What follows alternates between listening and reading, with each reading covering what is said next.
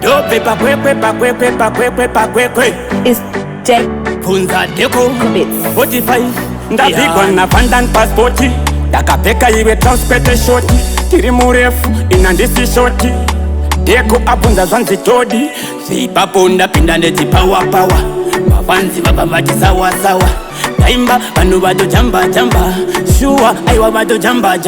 ndareketera ndandi mawanayo ndandi mawani atotanga Dangi, mawanayo Dangi, mawani atotanga Apana zina dandi Usmatsanga vane dandi Eko, abiga dandi Bare yese yati dandi Kungu pinda muzimbe ngori dandi Pinda mkwekwe vati dandi Iso, vatoti dandi Mwana wese ati dandi Digati zveipapo Dinge ndatopinda nechipatenechi ndobva ndatoimba vamwe vatotone atone motikonera aiwa ndapota izimotikera ndandi mawanayo aiwa zvatanga ndandi mawani atotanga unhu wese atipulo ndandi mawanayo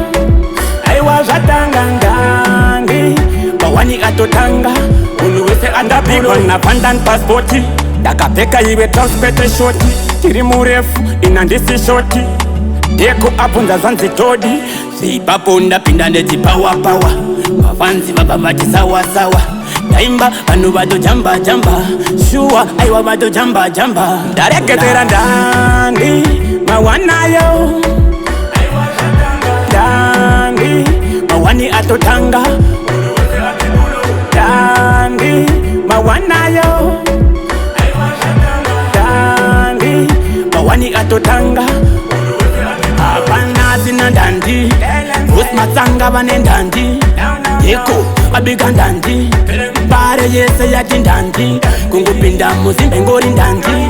pinda mukwekwe vati ndandi izo vatoti ndandi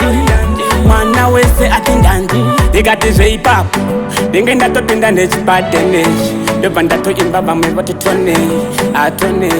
motikonera aiwa ndapota izimotikera ndandi mawanayo aiwa zvatanga ndandi mawani atotanga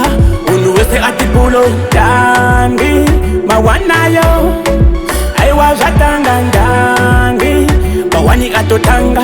unhu wese atipulo